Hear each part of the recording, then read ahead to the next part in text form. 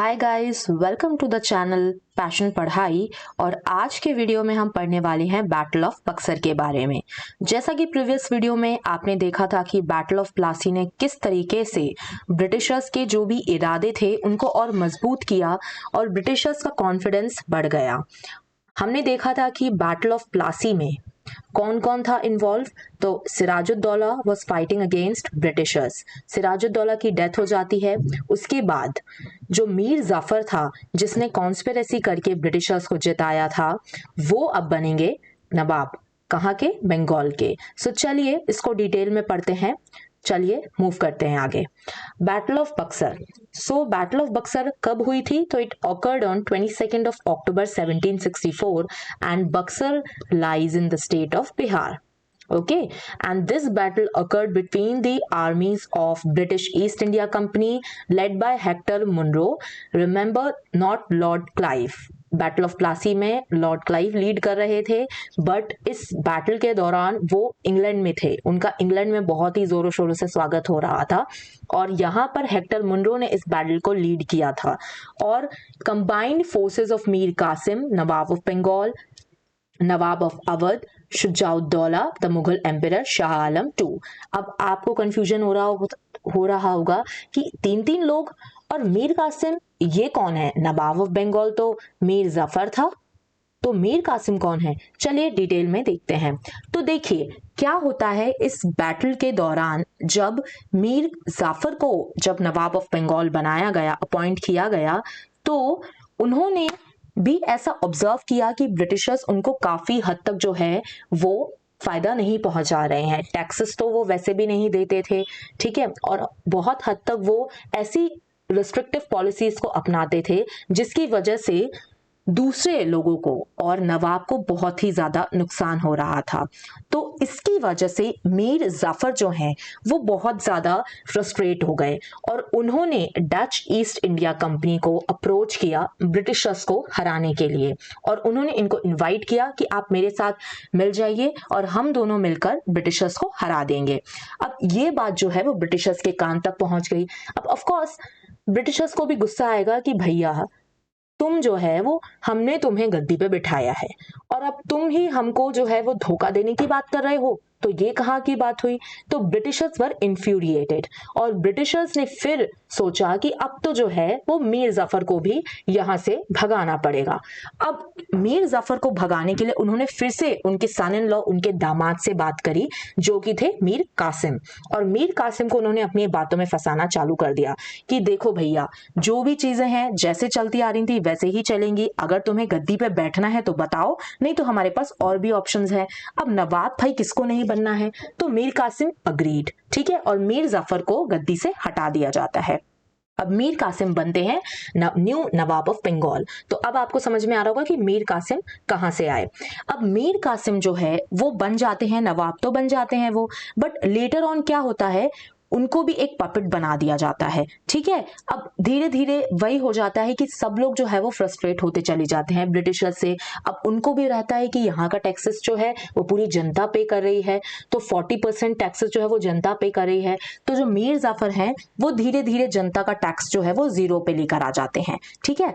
अब ये जो है वो बहुत ही ज्यादा नुकसानदायक होता है ब्रिटिशर्स के लिए, क्योंकि उनका जो रेवेन्यू था वो डिक्रीज होने लगा। अब ये तो कोई भी इंसान सहेगा नहीं और ब्रिटिशर्स तो बिल्कुल भी नहीं, क्योंकि वो तो हद से ज्यादा लालची थे, ठीक है। तो मीर कासिम जो है वो अप्रोच करते हैं अवध के नवाब को, जो कि थे कौन? तो जो कि थे शुजाउद्दौला। ओके, शुजाउद्दौला को वो अप्रोच करते हैं और उनसे वो बोलते हैं कि आप मेरे साथ मिल जाइए और हम जो है वो क्या करेंगे, ब्रिटिशर्स को यहां से भगा देंगे। अब ये बात जो है वो उस टाइम के मुगल एम्परर शाह आलम II के कान तक पहुंच जाती है। तो वो भी सोचते हैं कि ठीक है, ब्रिटिशर्स से मेरा भी कोई खास लगाव नहीं है और मेरे भी कुछ कुछ जो है इश्यूज चल रहे हैं ब्रिटिशर्स के साथ, तो वो भी इनके साथ मिल जाते हैं, ठीक है। तो जैसा कि आपने देखा कि यहाँ पर जो हमने देखा था कि कौन कौन इन्वॉल्व था, तो Mir Qasim, he was the Nawab of Bengal and the Nawab of Awadh, Shujauddaulah and of course the Mughal Emperor Shah Alam II। तो ये तीनों जो है वो मिलके लड़ाई लड़ेंगे अब ब्रिटिशर्स के खिलाफ, ठीक है। अब क्या होगा, अब जब ब्रिटिशर्स के खिलाफ वो लड़ाई लड़ेंगे तो उनके साथ क्या होगा, ऑफ कोर्स वो फिर से हार जाएंगे, क्योंकि ब्रिटिशर्स जो हैं वो बहुत ही ज्यादा दिमाग से खेलते थे। डेफिनेटली उनकी जो आर्मी थी वो इतनी बड़ी नहीं थी, वो हरा नहीं सकते थे फिजिकली किसी को, बट वो कॉन्स्पिरेसीज के थ्रू या फिर कुछ जो है वो ऐसी चीजें कि आपका जो है आपने कहीं मैसेंजर, सीक्रेट मैसेंजर भेज दिया, कहीं से आपने इंफॉर्मेशन निकलवा ली, तो इस तरीके से जो है वो ये बैटल ऑफ बक्सर जीत जाते हैं। अब क्या होगा, अब जो मीर कासिम है वो तो भाग खड़ा होता है, ठीक है। अब बचे कौन, दो लोग, तो एक बचे शुजाउद्दौला और एक बचे शाह आलम टू मुगल एम्परर। अब ब्रिटिशर्स इनको बुलाते हैं कि आइए आइए आइए, आपसे हमको बात करनी है, ठीक है। अब एक ट्रीटी ऑफ इलाहाबाद साइन होती है शुजाउद्दौला के साथ और एक ट्रीटी ऑफ इलाहाबाद साइन होती है शाह आलम टू के साथ। तो जो पहली ट्रीटी है, रॉबर्ट क्लाइव अब आ चुके थे, तो ये जो ट्रीटी है वो अपने दिमाग से वो रॉबर्ट क्लाइव ही साइन करवाते हैं। तो अब ये ट्रीटी है शुजाउद्दौला के साथ जो साइन होती है, उसमें उनको बोला जाता है कि आपकी जो टेरिटरी है इलाहाबाद और कारा, ठीक है, वो आप हमें दे दीजिए और हम शाह आलम टू को वो टेरिटरीज देंगे। प्लस अब आपने तो भैया हमारी वॉर में बहुत ज्यादा नुकसान करवा दिया है, हम इस वॉर को लड़ना नहीं चाहते थे बट आप लोगों ने हमको मजबूर कर दिया, तो अब ये जो वॉर हुई है इसका भरपाई भी आपको ही करना पड़ेगा। तो ये जो है वो वॉर इंडेमनिटी के थ्रू वो 50 लाख रुपए भी उनको बोलते हैं कि आपको हमको देना पड़ेगा, ठीक है।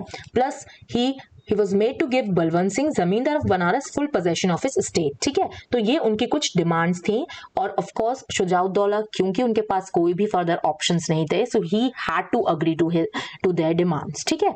अब इसके बाद शाह आलम टू को इलाहाबाद और कारा दे दिया जाता है, ठीक है। और इनसे बोला जाता है कि भैया देखिए, अब हमने इलाहाबाद और कारा आपको पकड़ा दिया है, अब आप हमको दीवानी राइट्स दे दीजिए। किसके, बंगाल के, बिहार और उड़ीसा, यहाँ पे जो है वो ब्रिटिशर्स खेल गए। इतनी बड़ी टेरिटरीज का उनको अब दीवानी राइट्स मिल चुके हैं, टैक्सेशन का पूरा हक, पूरा का पूरा जो भी है रेवेन्यू कहाँ से आ रहा है, कितना आ रहा है, रेवेन्यू का क्या किया जाएगा, सब कुछ जो है वो ब्रिटिशर्स के हाथ में आ चुका है अब, ठीक है।